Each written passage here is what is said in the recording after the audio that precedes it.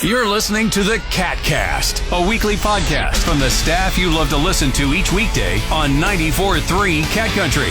Hilley and Hart and Jordan J. Now, here they are, talking about life, love, and everything mid-Missouri. Hey, so here's the deal, all right? This guy, me and Kevin were talking a little bit what the topic should be today, and I think it's a great idea that Kevin had. So what we're going to do, we're going to talk about the best inventions of all time. Well, you know, it's funny. They threw a survey out there a few years ago, and they asked people, what would you say are the greatest inventions of all time? I know exactly what mine is. Okay, and? Indoor plumbing. Dude. Yeah. Seriously. Thinking about an outhouse, Erin has a boogie hanging out of her left nostril. Oh, dang, too bad we don't have cameras shining up your on left us. nostril. There we go. No one can see. Just get up in there. Nobody It was a white pure one. It's okay. It was, wow. I really hope we cut that out. Oh, no. We're keeping this in. Are you kidding me? Wow. No editing here. Yeah, exactly. Uncut. No, that's raw and uncut. Well, just that while she was talking to me, it was like winking at me. And I was like, I'll be sure to start pointing out all your please do. flaws. I'm very open about them. Believe me. This is a great start. This is awesome. But no, so they asked people in the survey, what would you say are the greatest inventions? Electricity came in at number 1, telephone number 2, and then vaccinations, because people used to die, before. So, I don't know if I would include. I don't know if those would be my top 3. Dang, electricity. That was going to be mine. Was it? Yeah. But let's go back to Aaron's first before I say mine. I like the plumbing idea. And the reason, because, think about this, okay? No, seriously. Back in the day, they had outhouses, okay? Right. Those were, dude, not very, here's the thing. Some of them were nice, though. But, yeah, okay, yes, but here's my argument to that, right? Yeah. You go to any sort of sporting event, and they have porta potties. Now, you see what those are like, right? Mm-hmm. That's just after a couple hours of usage when you walk in there. Imagine days upon days upon days of usage with the blue stuff. There's no this blue trying to help you out with the Kevin, smell. Have you ever been in an outhouse? I have seen an outhouse. No, have you ever been in one? Have you ever used inside one? one? Yes. Okay, and so they're not attractive. I have used one many a times when when my parents built their house on their farm in New Bloomfield. My dad, that was the first thing he did, was he made an outhouse, because we knew that we would be there forever and we would not have an opportunity to just hop in the truck and drive 20 miles to where our current home was. But yeah, in the dead of summer when you're in there, because not only are you thinking about critters that could be in there, but just the smell alone. It's not pleasant. It's like a Vietnamese POW camp, It's not pleasant at all. So I'm going with indoor plumbing. Yeah, I see your argument After there that for summer, sure. I was like, all right, I appreciate this more. A lot of it comes down to what do we consider comforts or necessities. And, I'm tempted to lean to the electricity thing too. But, my first gut on this was, the internet. Because, but many of us lived before the internet. Yeah, 100%. We got along fine. 100%. Yeah.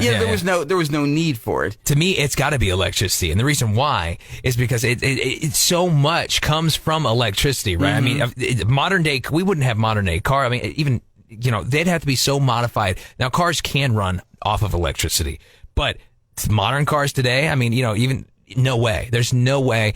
We wouldn't have air conditioning. We wouldn't have music. We wouldn't have jobs if we didn't have electricity. You know what I mean? If you think about it. Okay.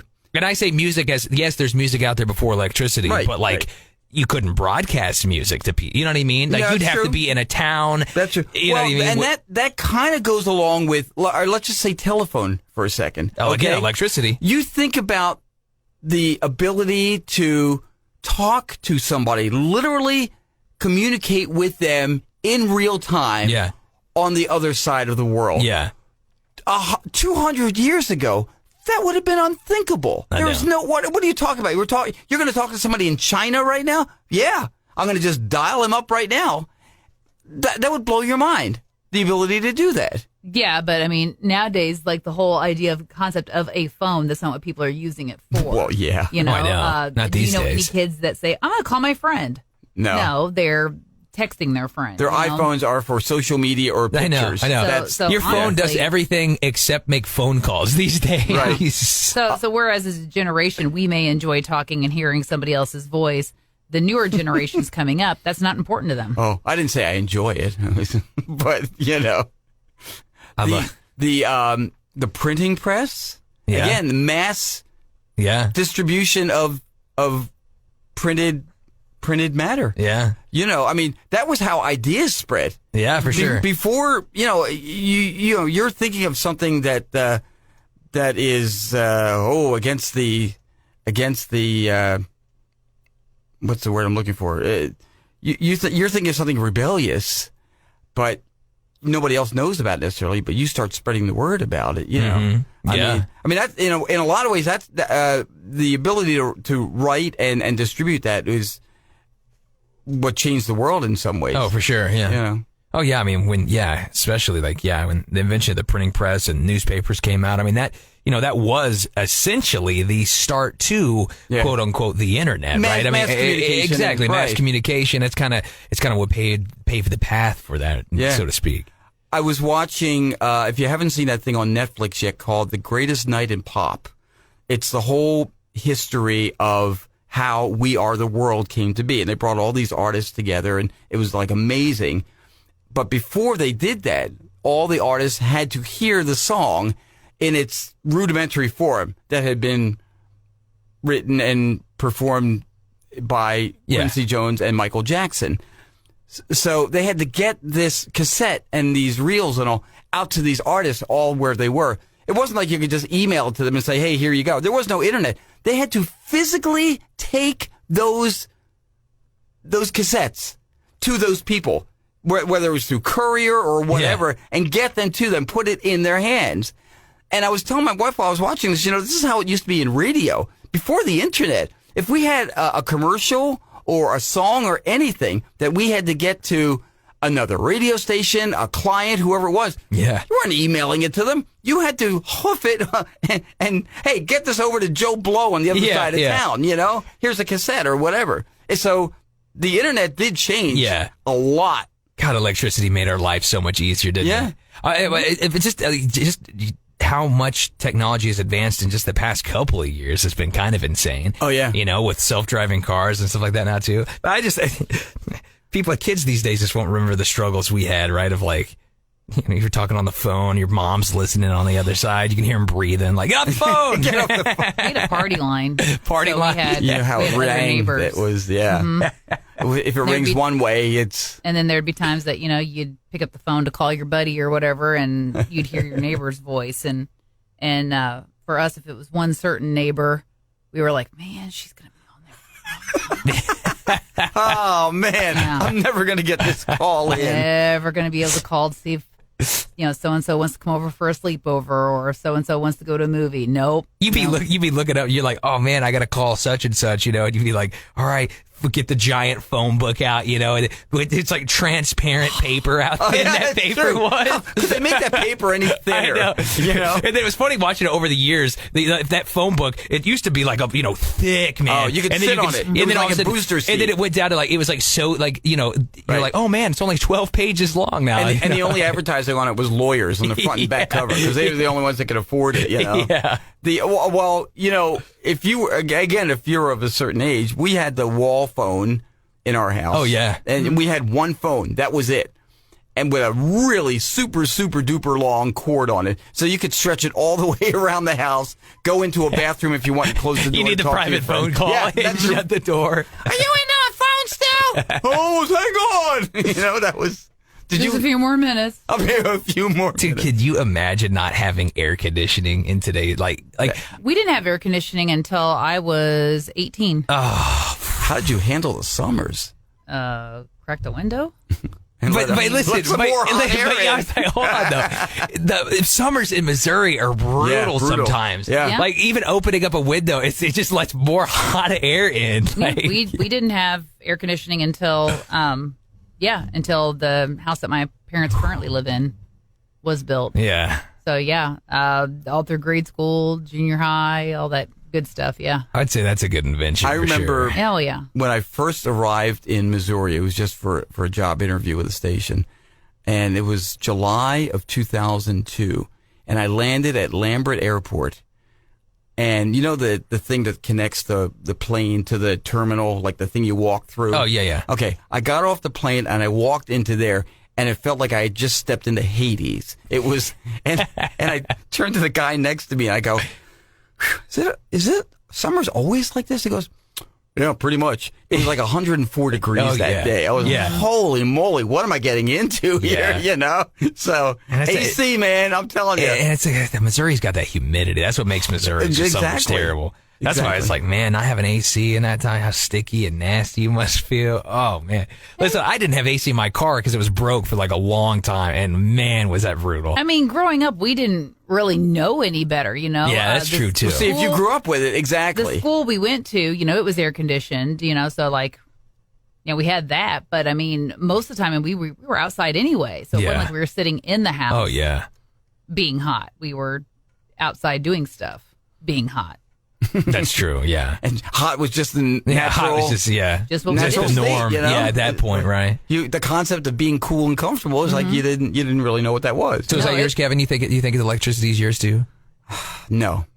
I mean, if I were to pick one, I mean, I got to say the ability to communicate, and because so either the printing press or telephone. I got to say probably the printing press. Mm-hmm.